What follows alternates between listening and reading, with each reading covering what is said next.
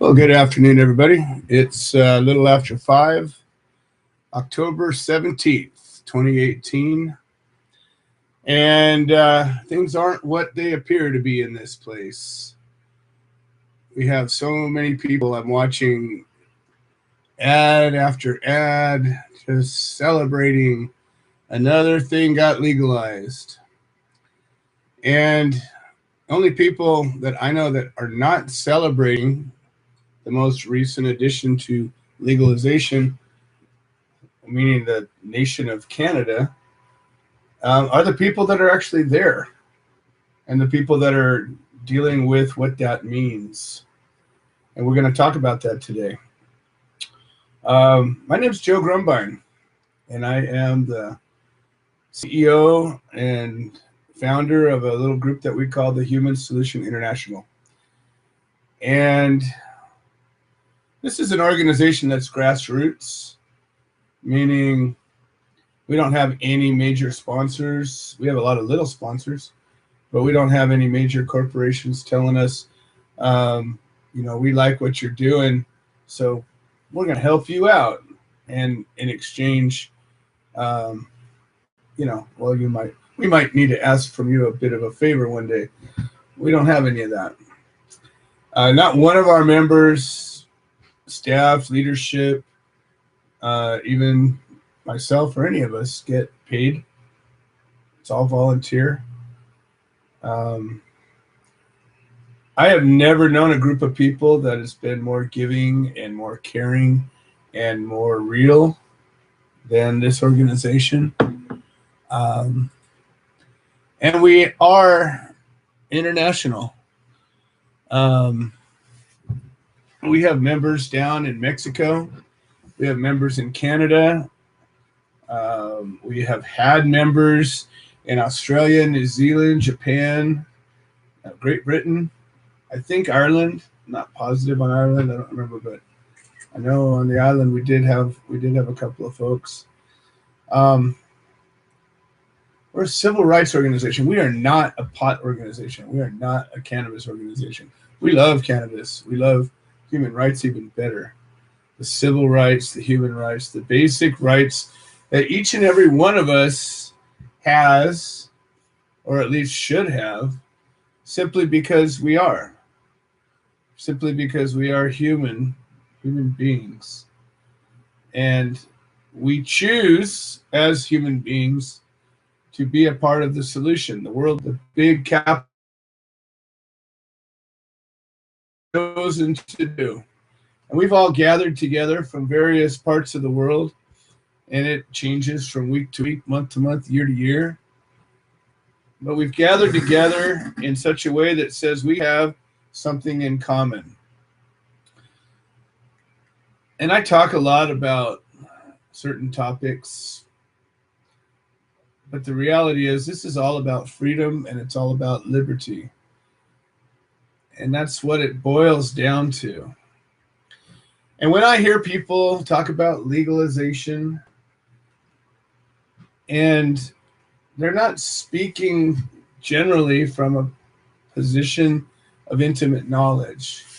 They're speaking from a position of limited knowledge or even ignorance. And what that means is that we've been duped again.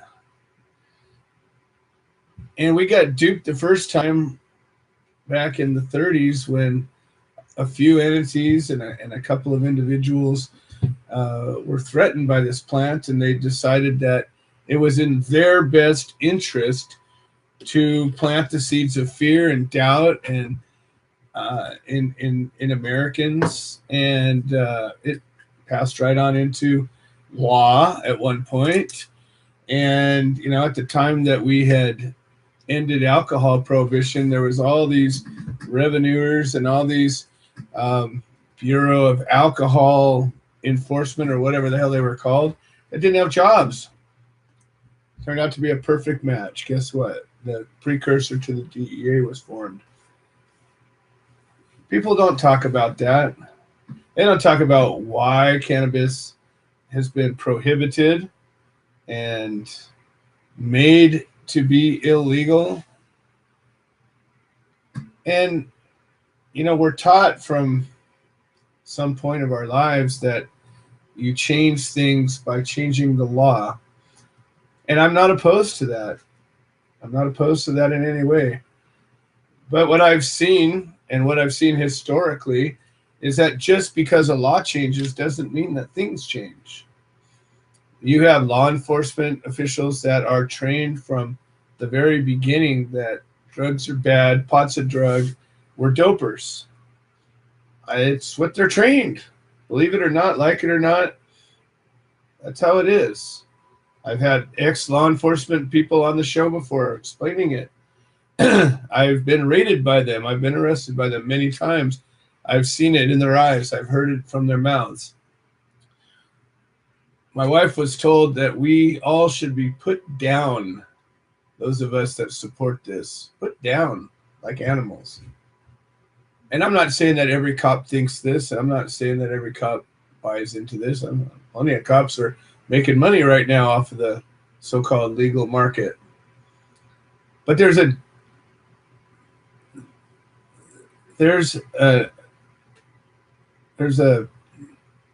element. I'm not getting the right word. I'm usually pretty good with words, but I'm not getting the right word. There's an institution, that's not the right word either, but there's an institution of disdain for people that support the cannabis plant. It's just the way it is. It's the way it is until we change it. And yes, there's change happening. I'm not saying there's not. I'm proud of everybody that's done anything. Don't get me wrong. I get it all day long. When the little things count, of course they do. Every little thing counts. But at the end of the day, my question to you is, what do we want? When we go out to the courthouse and we're fighting for a specific purpose, we yell at the top of our lungs, what do we want? Justice. When do we want it? Now. But we're usually speaking as a point of reference to a particular individual and a particular injustice. How many of us from minute to minute, day to day, feel injustice? We live pretty good lives, generally speaking. I mean, I'm not saying everybody, but, we live in America. We have land of opportunity, and it's true. Put yourself in any other place and see how you do. Won't be so nice, generally speaking. So the point that I'm making is, what do we want? We say justice, but again, how many of us are affected by injustice on a daily basis? Some more than others, I can assure you. But we're obviously not marching in the streets, people. We're not upset about any goddamn thing. We're sitting here going, woo! Canada legalized it. Yay! Go, everybody. And I want to ask you all a question. And I try to think of different ways to say this because, the Patch Adams said something that I, will repeat and repeat and repeat, that we have to, if we want to make a difference in the world, we have to find the language that we can reach everybody, to touch them, to see what we see and feel what we feel about changing the injustices of the world. We are creatures of emotion. What does it take to touch your emotion? If I knew that, I would be doing it. So I try different things. I believe that, if you keep doing the same thing over and over again and it doesn't work, then by some definition, you're a little nutty. And we're all a little nutty. I'm cool with that, but I don't want to be nutty and ineffective.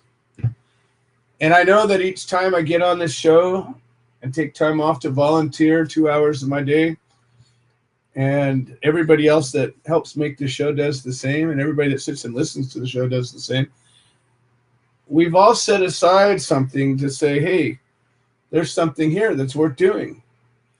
And hopefully some of it's me, and some of it's you, and some of it's all the people that get on and talk, and all the people that listen, and all the people that tell other people about this.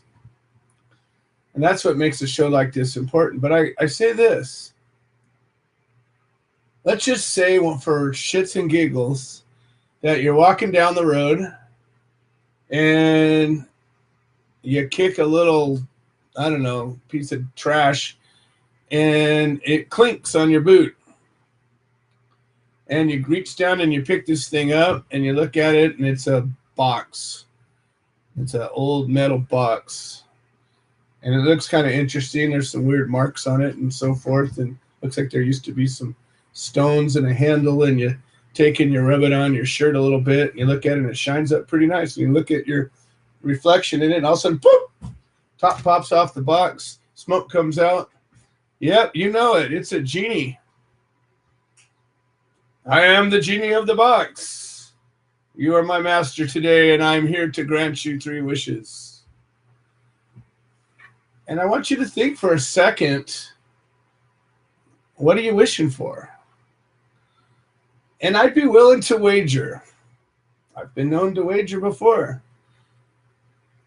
I'm likely going to wager again someday, but I would be willing to wager that not one of us, not a single one of us, would wish for a plant that any and all of us could grow that brings great benefit and pleasure to many, many, many people, would be only available to certain people that had money and means and were willing to go through god-awful regulations, and we would wish to be taxed extraordinarily for this, and that it would be limited to very strict regulations that we couldn't transfer it from state to state or ship it or send it or keep it or sell it or whatever. I'll bet you not one of us would wish for that. And yet, every single law that we pass, without any exception, has these horrible restrictions to it. And we celebrate it as though we've accomplished a victory. And I have to think to myself, what is it about us that keeps us from wanting the real prize? Are we not worth it? Are we not able to handle it? The great power of possessing this plant? I don't know the answer to it. I wonder all the time, every time I see a shirt that says legalize it, every time I see another article about somebody celebrating legalization, seeing some big company that is making millions and spending millions and not doing anything to end prohibition. In fact, as I've said before, it goes quite the opposite. These companies are going out of their way to take out companies that haven't gone through that. Mm-hmm. They've become your enemy. Imagine this. Here in California, you're allowed to grow, I don't know, 6 plants, I think it is. All right. So right now, as we speak, and I happen to know a few people that are growers that are illegal, and I support the hell out of them. And I got a call from one guy yesterday. I've been working with him since I had a dispensary way back when. And he used to come bring his flowers to my shop, and, you know, he was a good guy. We did business together. He was reasonable and fair, and he allowed me to be reasonable and fair with my clients. And he's up in Northern California looking to harvest right now. And he said yesterday the camp helicopter was sitting 50 feet above his garden for a couple of minutes. And then they went over to the next garden, and the next garden, the next garden. And he was up till 4:30 in the morning cutting everything he had down. Some of it a little early, but he cut it, drug it down the hill, and at least got it to a safe place. Now, camp is a federal agency. The feds are going ape shit right now, and nobody's talking about it. There's articles, a few, if you look for them. If you have the right search words, you'll find some articles. But as we talk about it, the news isn't the news. The news is very agenda driven, and if you like a particular agenda, you can probably find something that'll speak your language. But at the end of the day, there are federal raids occurring all the time. I just posted 3 or 4 articles. One was Colorado, one was California, and I forget the other one, but it's happening. So what happens when we legalize it is the states have access to some tax dollars. And as you know, states love tax dollars a lot. And it gives them motivation and justification, for God's sake. They weren't following the law. All they had to do was follow the law. And they get taken out. Maybe they get charged, maybe they don't. We don't know the answer to that. They get their property stolen. They get probably some things damaged, destroyed. Probably some people are getting arrested and some people are getting charged. In Canada, they've actually created new crimes based off of legalization. Crimes that didn't exist before legalization now do. And they're directly related to cannabis and doing it right. So I'm going to impart one last thought. I'm blathering on a little long right now, and Craig's going to call in any minute. But imagine this. How many of us have herb gardens? Grow a little oregano, sprinkle on your spaghetti sauce. Grow a little thyme, a little rosemary, maybe a little mint. Make a little tea, a little lemon balm, chamomile. Each and every one of these plants has a value. They're a food. They're a spice. They're an herb that can be used medicinally. And imagine if one of these plants or several of them in some way, shape, or form began to threaten a major corporation, a big player in some industry. Wouldn't matter what industry. William Randolph Hearst was in the paper industry and the news industry. What did that have anything to do with pot? Well, it did, because the hemp fibers were stronger than the tree wood fibers, and turned out it threatened him. And so he launched an assault. Well, what if, for whatever reason, there's some other correlation like this, and all of a sudden chamomile is found to be a cure for cancer or whatever it is? There's Craig.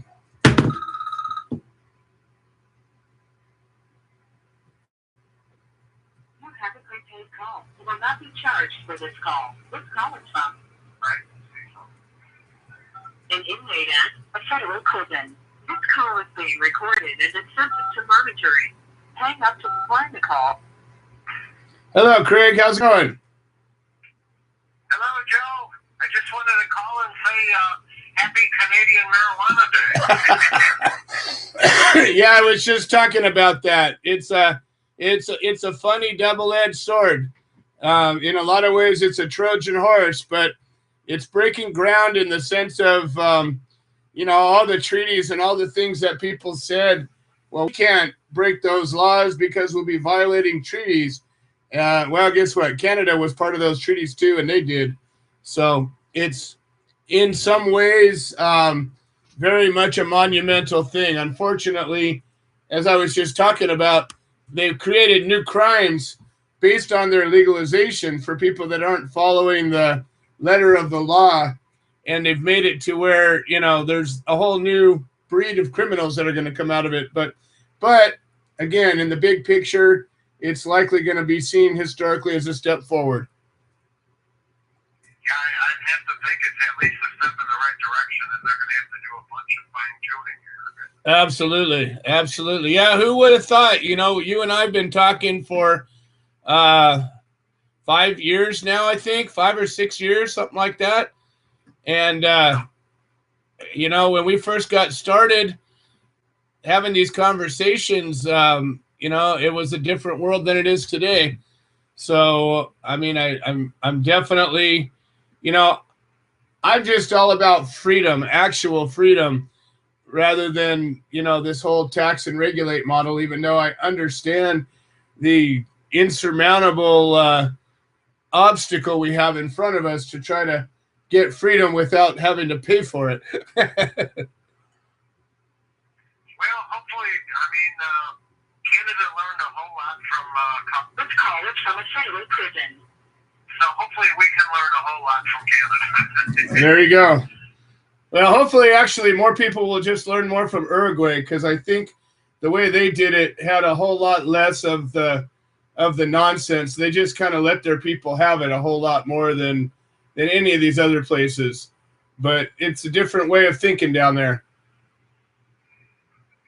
Well, today they asked me to work overtime again tonight, but at least they made it optional. Oh, right. Good. Yeah. I told the truth. Yes. I told the truth. I told them I wanted to make a phone call and I wanted to tell people how cold we are. Well, good. And so. Well, the prisoners here are angry.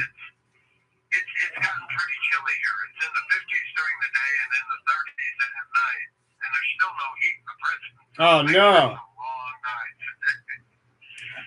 And they still took away. They're saying that they will turn the heat on next month. Oh, next month. All right. Jeez. Yeah, that's awfully well, generous Awfully of American them. of them. Yeah, awfully American of them. All right. Man. And you guys are still on a minimum item in possession. I remember about a year ago or so you had to trim down your possessions. Yes, and it came through about, less than a week ago. And anything you had in your cell that was your personal property and it was not your locker, they just seized it and took it. So a lot of people lost, sweat clothes. A lot of people had just come in from the store and they say, get out, we want to shake down, which means search the unit. So they set down what they bought at the store on their bunk and they went outside and they took the bag of Oh no. bought at the campus. Oh, jeez. Yeah, that logic isn't their strong suit, I don't think. Well, What I don't understand is why do they want to come and work in here when the normal temperatures during the day are somewhere around 50 degrees in the buildings. They're all bundled up as well, and they can go out and buy clothes and bundle up. But why wouldn't they stand up and say, no, you need to turn the heat on? Yeah, like I said, I think it has to do with the training, the puppy squishing, and all the fun stuff that they have to do. There's a diabolical element to most of these folks. And I wish I was just joking, but when you think about the things they do and you think about what would motivate somebody to behave that way, I understand, prison's a prison. It's jail, not Yale. But at the end of the day, there's basic human rights, basic dignity. If you treat people like animals for long enough, they start acting like animals. And I think that, unfortunately, these guys, or too many of them anyways, are just, they're not better. They take some joy in this kind of behavior. They just teach inmates to dislike people. Right. It just seems counterproductive. You're here, you would think that the goal would be to teach these people not to reoffend. That would be their ultimate goal, that they're in prison to learn not to, break the law anymore. But instead they put them in such a situation where they have to scratch to survive in the prison even. So when they hit the street, that's the only thing they know. And that's why about 2/3 of them, get locked back up again and within 3 years. Well, I've known over the years a lot of people that have been locked up for one thing or another at one time or another. And I don't know any of them that really ever came back better than they left. and it might be, you know, damaged physically or mentally. It might mean, you know, changed in a darker way. But I just don't know of anybody, you know, who was truly rehabilitated in the sense of they went in a bad person and came out a better person. I mean, most of the people that I know that have done jail or prison time is because of nonviolent offenses. So I'm dealing with a different sect of people than some folks are in prison. But that being said, that's not what they're supposed to be there for. So what the hell? The only people that I see that, you know, can get some benefit really out of the prison is the hopeless drug addicts. So at least in prison they can't get as much drugs. So right. Close them down some. Well, and you know, I've heard of a few stories of some violent criminals that had some kind of a epiphany or you know, a real change of heart somehow, some way. But it's certainly not the norm, and it certainly isn't enough to model a system by. That's for sure. No, that's why I think the system fails. Is that there's no planning, there's no thought in it. Now that's why a lot of the state systems in the United States over the last 10 years or so have really restructured their you know, imprisonment policies and what they do in the prisons and that. And they've really reduced recidivism rates. They've reduced their prison populations. We went from right at 2.6 million prisoners in the United States 10 years ago. And right now we're at 2 million prisoners. So, I mean, it's been a significant drop, you know, especially in the state systems. The federal system has dropped a little bit here in the last 3 or 4 years. But, I mean, you're seeing that drop in the states because many of the states are trying to you know, be smart about their criminal justice system. Well, in California, I can't necessarily agree with that. In California, they passed a law, I don't know, many years ago. Actually, when I was locked up, that AB 109 was part of the dialogue. And what it meant was that the prisons were just overcrowded. And so what they did was they were just letting them go. You know, they were given uber reduced sentences, and then they were taking anybody that had a state sentence for, I don't know what it was, 36 months or less, and they were putting them in the county jail system. So it was, you know, I don't think they consider county jail as part of the prison system, even though, you know, for all intents and purposes it is. I think, at least in California, there was definitely some skewed numbers. But at the end of the day, you're right. You know, it's funny the way that the media reports things, and the truth is there's less violence in the world today than there ever has been at any point in history. You know, the wars are less violent. There's less wars. There's less poverty. There's less, all the bad stuff, there's less of, and that never gets reported on. And again, we have to look at, you know, why does the United States have the highest percentage of people incarcerated? The one often cited statistic is the United States holds 5% of the world's population, yet 25% of the world's prisoner population. I mean, that's a terrible statistic if you really think about it. Yeah, it's a terrible statistic. Is that mean of a society? But it's an excellent way to oppress a group of people.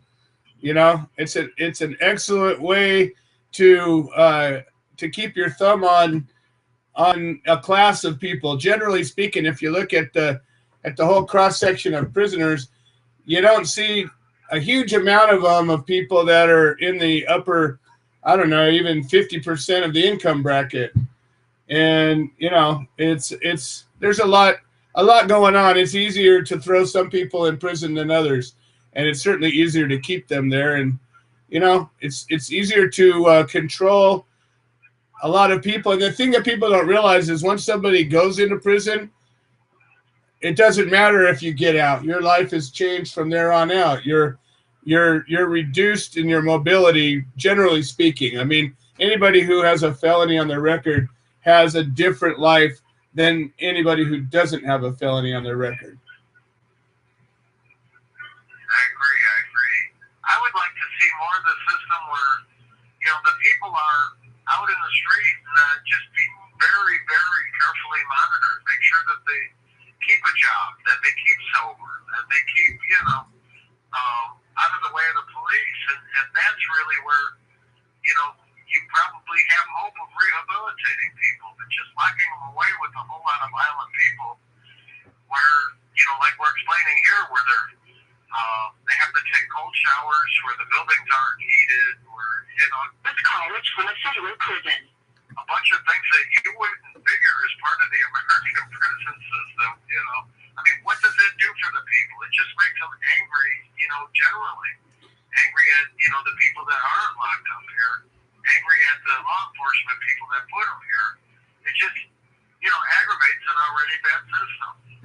Well, it definitely brings out the worst in folks when you don't give people their basic needs. And it's I think you're totally right. When I was talking to George Martorano before he got out, talking to him from prison, he had this idea, and he was just talking about a small group of prisoners that were the elderly prisoners. And he said, if we were just to let the ones that are in the hospital beds that are over a certain age, that are never gonna walk again. They're never gonna, they couldn't hurt somebody if they wanted to. Let them out. Let them spend the rest of their days at home, and just the financial burden that would relieve off of the system would be phenomenal. And what do you need to keep a 90-year-old guy, who's crippled for whatever he did? What's he going to do at this point? And he's been in there for however many years. Hell, at one point you can say, what, you did your time, but we don't think that way. It's all institutional. It's all the formula. There's not the only subjectivity to it is a negative subjectivity. Oh, I'm sorry, man. It's already your first beep. Yes, it was. And just to expound on that, you can't believe how many people go up and down the corridors here using walkers and all that because they've been in prison so long, that with substandard, a diet, a substandard medical care, and that they're just 70, 80 years old and in a bad way. And like you say, why are they here? Why are the American people paying for them to be here? Let's look at the compassionate release system that's, set up but almost never utilized. And I know that, that's something that we ought to look at, especially for the elderly prisoners that really are incapable of hurting anyone. I couldn't agree more. Well, hopefully you're not going to be doing overtime next week, and we'll be able to pick this up where we left it off. I'll be there. There it goes. Hey, that's the closest Craig got to an actual sign-off in a while. Usually we cut him off or he gets cut off in mid-sentence. So I want to finish that thought I got started, and I got a bunch of folks on the line, and we got a guest. We're going to talk about the upcoming midterm elections and all of that as well. But I was getting into the whole chamomile idea. How many of us grow our own herbs, whatever they're for flavoring food or for making medicinal preparations or for making a tea or whatever, some purpose? What's an herb? A useful plant of any kind. And again, what if, one of these plants were to, in some way, shape, or form, threaten some major corporate entity, and they were to launch a campaign of fear and mistrust, perceived danger over this plant? So much so, and especially now that we have actually a way to bring information to the masses, much more so than there used to be. And so the fear, the media is all about the fear, right? I mean, what's the next plague? What's the next disaster? Storm watch, 2018, whatever it is. Our media is all about preying on our fears. Well, what if the war began to be on chamomile or whatever? You just pick your substance. It's not about that. It's about the concept. And all of a sudden, they came up with some law that was passed that put this substance into our Controlled Substances Act. Maybe put it up to a Schedule 5. Well, now all of a sudden, you couldn't have that chamomile unless it went through FDA approval. Anybody ever try that? Get a product to go through FDA approval? No? Probably not, huh? You know why? Because it's really expensive, really complicated, and most people won't do it. The big companies are the only ones that really do that. And they've got the pockets to do it. They know how to do it. They've got, they wrote the program. Who would want that? Who would want that? All of a sudden, you have to buy your chamomile at a grocery or at a drugstore, and it has to be certified. It has to have come from an FDA certified location, and it had to be tested for pesticides and heavy metals and all the stuff that they have to do. And you could grow chamomile, but you could only grow 6 plants. And the price, of course, would go up. And there'd be some people that knew how to grow chamomile really well. And they'd probably invent new breeds of it, new strains of chamomile that had different terpene profiles. But for what? And when we talk about cannabis, frankly, I don't know if there's ever been a death because of chamomile, but there's more likely to have been a death with chamomile than there was from cannabis. What about the children? What about the children? Why do we let ourselves be ruled? Why do we let ourselves be oppressed? Why is that our goal? Everywhere we go, we keep saying, oppress me, because I just know you won't do what I want if I don't have to pay you lots for it and be regulated and oppressed. Somebody, please help me out. Give me an answer. It's been months now I've been asking for this answer. Not one person has. Why do we need to be oppressed? All right. We just had elections. I'm very pleased and proud to be still a member of the Human Solution. I'm pleased and proud to be part of the leadership team. 10 years ago, I began this journey. I got locked up for pot just a minute more than 10 years ago. Never been locked up before. Had no criminal record of any kind. Didn't even have a speeding ticket. I found myself without freedom. Handcuffed, hard behind my back. I couldn't move. It hurt. Stuck in a cop car for hours and hours while he tried to figure out what was going on. Ultimately got taken into the station where I got held in a holding cell. Bunch of drunk people around.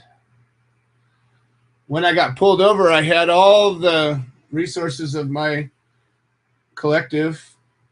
It wasn't a whole lot, but maybe 10, 15 pounds of various different cannabis and cannabis products. They brought it all into the police station. Of course, it was very fragrant. I remember still to this day, while I was locked up in this holding cell, not knowing what was happening or going to happen, as I've never had this happen to me before. I remember listening to these cops, laughing and laughing and laughing, making pot jokes. And I was thinking to myself at the time, when the thought process just began, this is what I get for trying to follow the fucking law. Because I was following the law of California. And I went out of my way to follow the law in California. And they'd come by and look at me. Oh, he's the pot guy. I had long hair at the time. I prefer long hair. But it turned out it was not as effective to have long hair for me to do what I do today. That's another story, but we make sacrifices sometimes. Anyways, I can remember listening to the cops joking and laughing, and every pot joke you could imagine came out of them.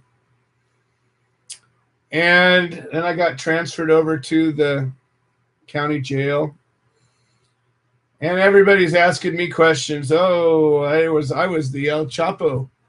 They thought I was the devil himself. And then I got brought into general population, and, you know, what are you here for? Well, pot. Oh, God, really? And through that process, I can remember spending a lot of time. It seemed like a lot of time to me anyways. In retrospect, it was just a moment in time, but sitting in a concrete room that had bars on it, and a toilet, and a sink that was all one unit. No privacy. Everything was cold. Just like Craig was talking about, it was probably 55 degrees in there. And I remember really taking a minute to reflect, to think about, you know, what the hell? How did it come to this? I was following the law. I wasn't so much thinking about that I was following the law, but how did this happen? What am I going to do about it? How do I get out of here? I learned at this point that I didn't have any phone numbers memorized anymore. How many of us know anybody's phone number? I knew my own phone number. I was finally able to connect with my wife and get some things happening to get me out of there. But through the course of this, I came to learn the importance of education and the importance of support. And through the subsequent cases that I've had, and the victories and defeats, I've realized that the victories have come more when more people were standing with me, when I had allies. And the human solution I've watched for the last 10 years. And everywhere we go, we live up to our name. We're not a big money company. We're not out here just to get your money. We don't have any money of our own, or very little, so that's not an issue. People that come to us looking for money, we can't help you either. But what we are is compassion, or empathy and sympathy. Two are very different, and we're both. We're knowledge, hopefully some wisdom. But what we are, and all that wrapped up, is we are a solution, a real and true solution. And wherever we go, the world is a better place.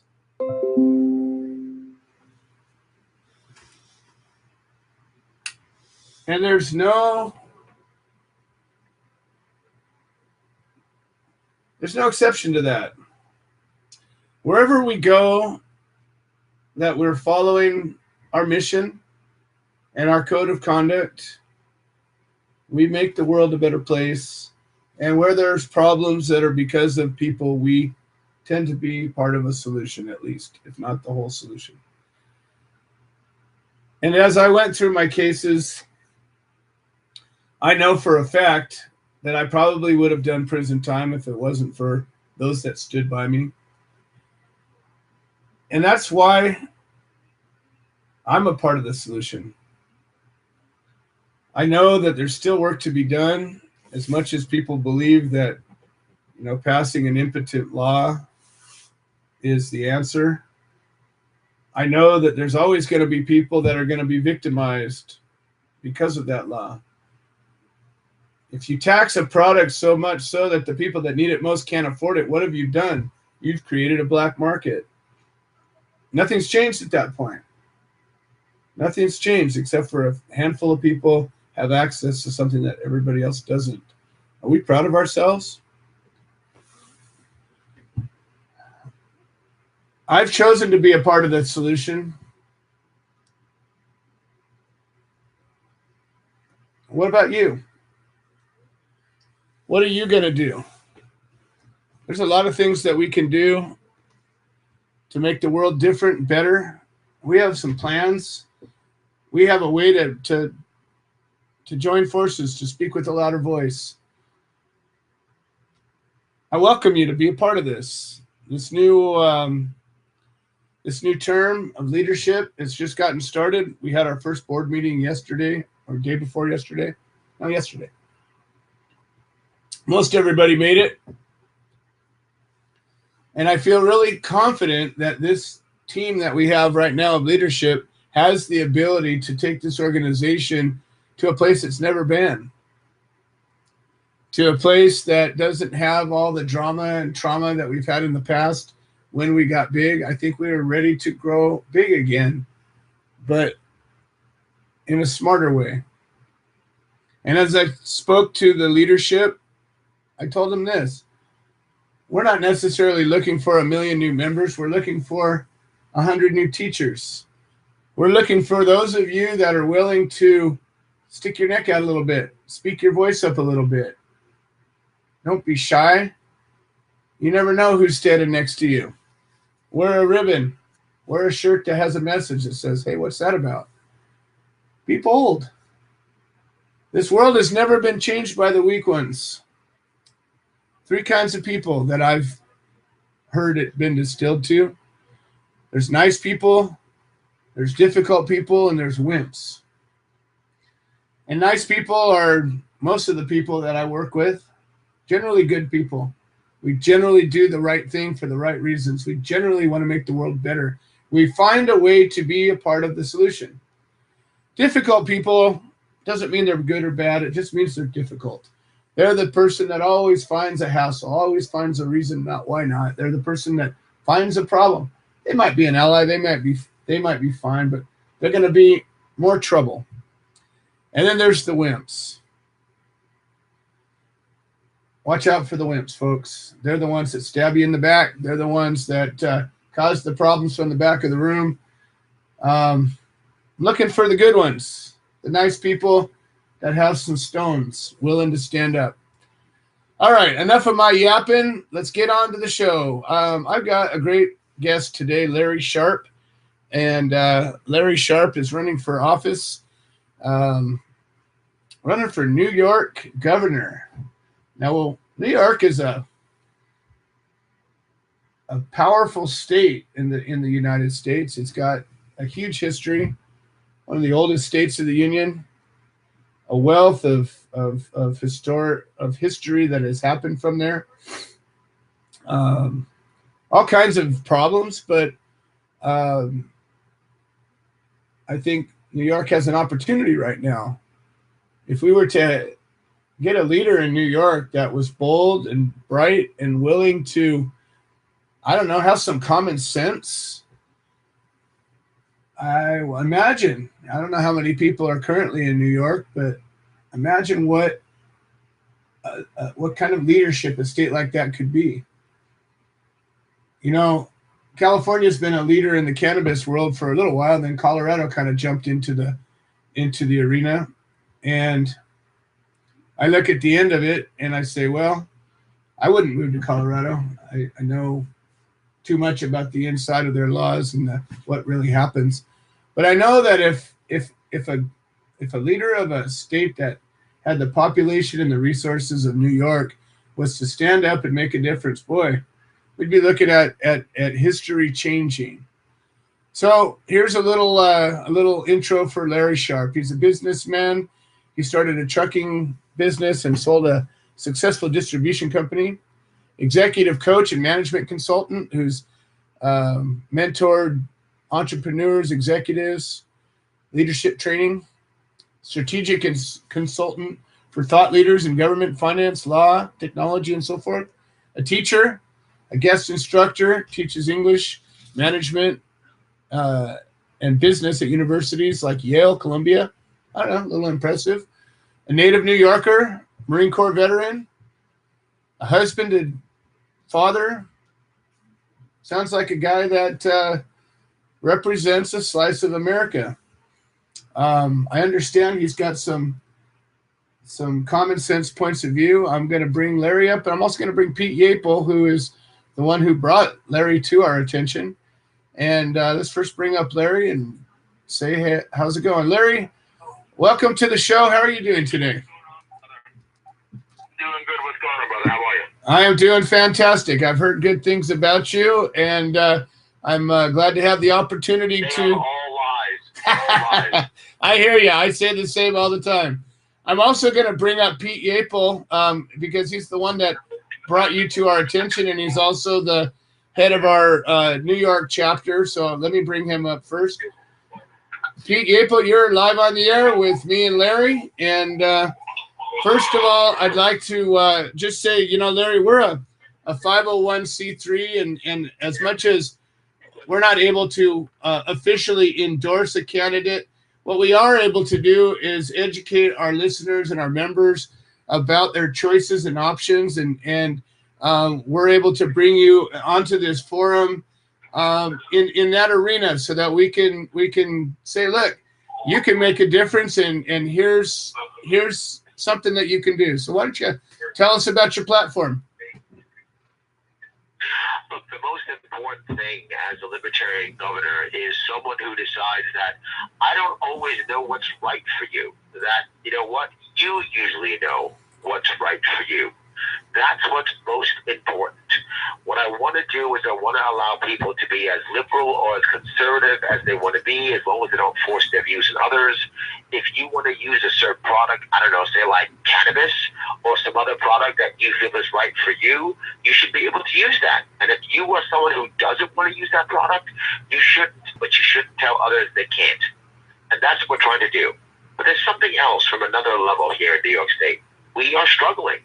We have over 100,000 of our people leaving every single year.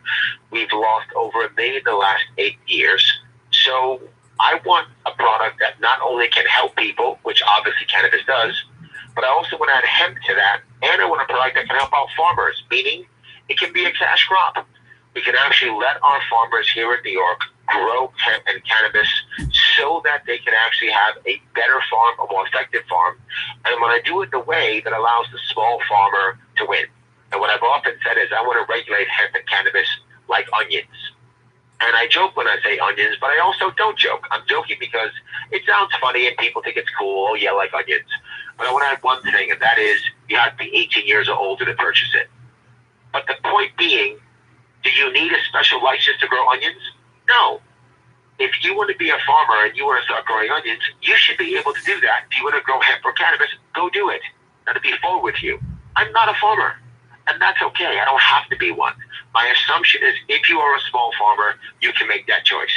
If I regulate this a lot, if I regulate it heavily, if I make it that you have to have licensing and things like that, drop $200,000 to get a license to get that kind of inspection, you know what's going to happen? Big business wins, small farmers lose. That's what happens every time. I was just in a cannabis investment roundtable event in New York City about 3 weeks ago, and there were hundreds of millions of dollars being invested. None of them were going to New York, and almost all of them were going to big grows in California, in Colorado, in Washington State. New York State already has a culture of craft beer and craft brews. We could easily make craft grows. hempcrete, hemp concrete, cannabis for sleep, cannabis for this, cannabis for that. And all of a sudden now we can have our farmers grow and become more valuable, more important, bring family members back from the States, and grow a small economy and a niche craft industry in New York State. On top of that, if you make it like onions to where you don't have a lot of taxes, guess what? If you are someone who has chronic pain and you want to use a cannabis product, grow your medicine in your backyard if you want to. Go ahead, do that. I don't want to be someone who stops someone from having a better life. If that means a cannabis product, then enjoy the cannabis product, whether that's an edible or a liquid or smoke, whatever is the way you want to ingest it. Again, it's not my issue on how you deal with it, what you put in your body. If it gives you a better life, I'm happy. I'm good with that. But I'm still not done. If you tax it too much, you will have a black market. And you see that already now in California, Colorado, and in Washington. If instead you keep the taxes very low, or even zero like onions, then the guy who was dealing today simply walks down, gets his LLC or his S Corp or a C Corp, and now he's still a dealer. He's still in business. All that changes. Now he's paying taxes. And that's what I want. I want people to be able to use the product as they see fit, grow it as they see fit, sell it as they see fit. As long as you're 18 years or older to use it or grow it, I don't have a problem with that. We do that, we will have happy New Yorkers, more busy New Yorkers, more prosperous New Yorkers, and we can bring more of the youth back to our state. So I'm going to play devil's